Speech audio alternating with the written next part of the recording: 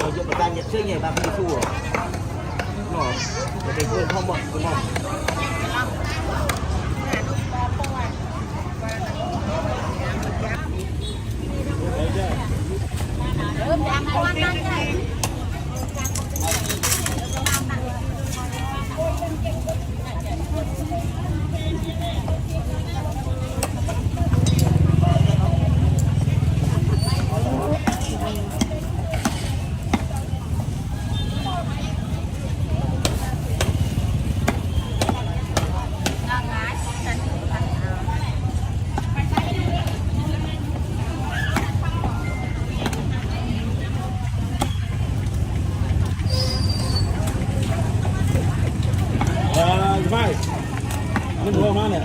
Berapa?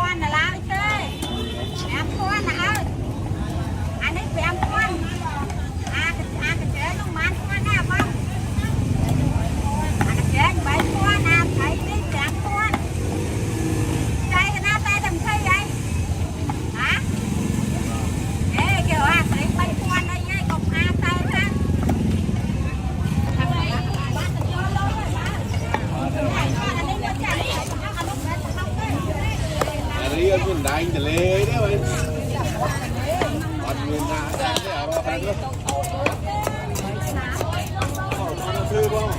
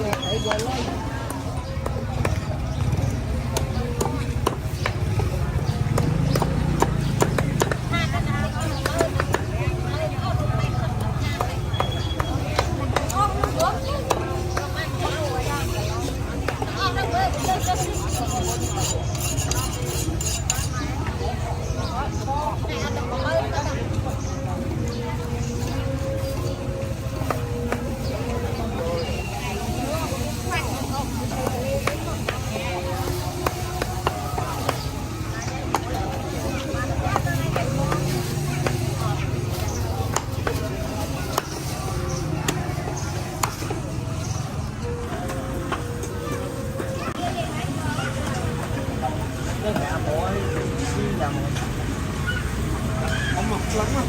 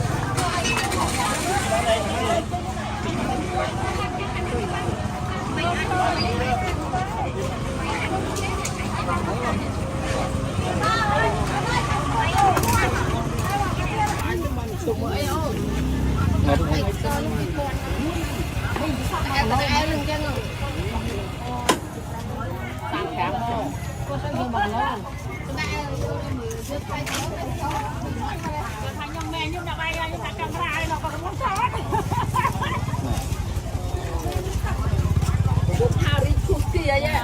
Thôi không được chào được sắp ra rồi. Làm thôi. Để còn trong crown nó khơi đó bọt tay.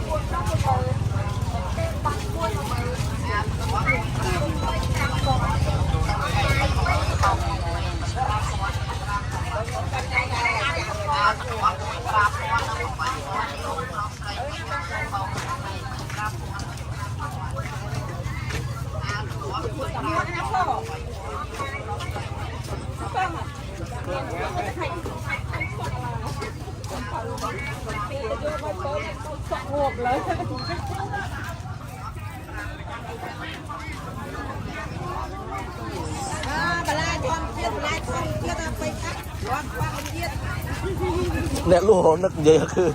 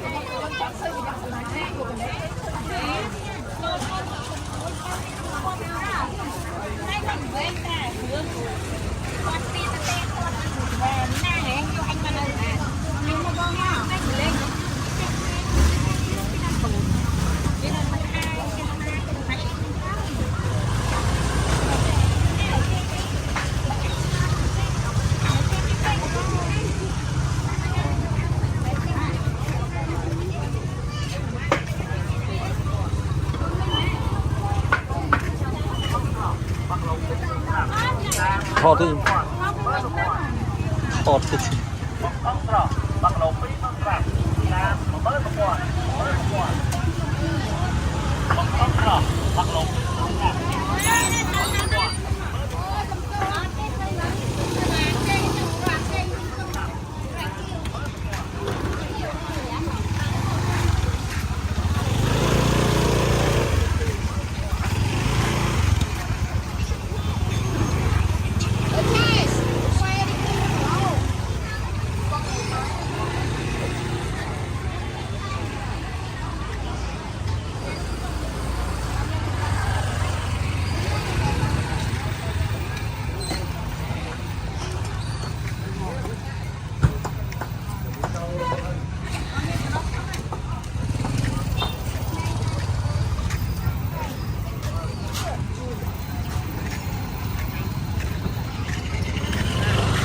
ទីថតវីដេអូទៀត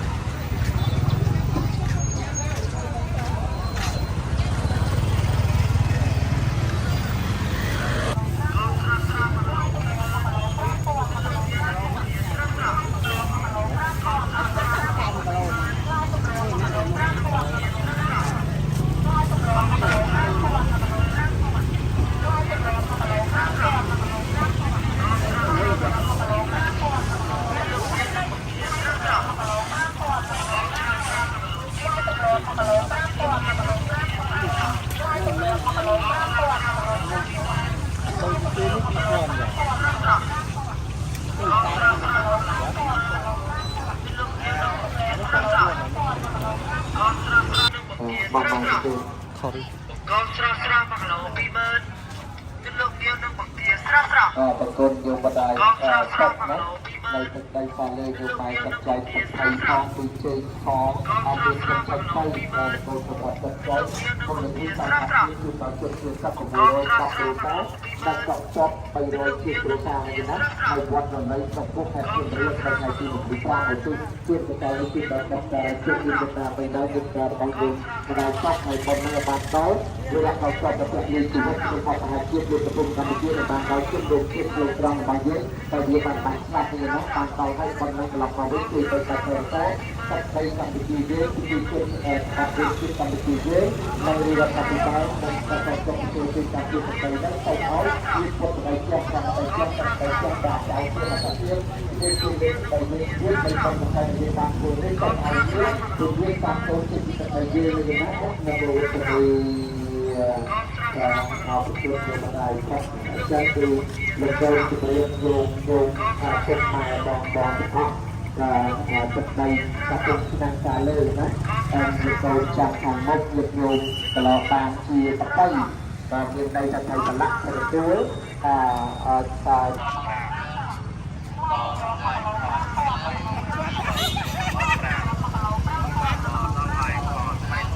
សោះមែន ចាសបងមានល្អណាស់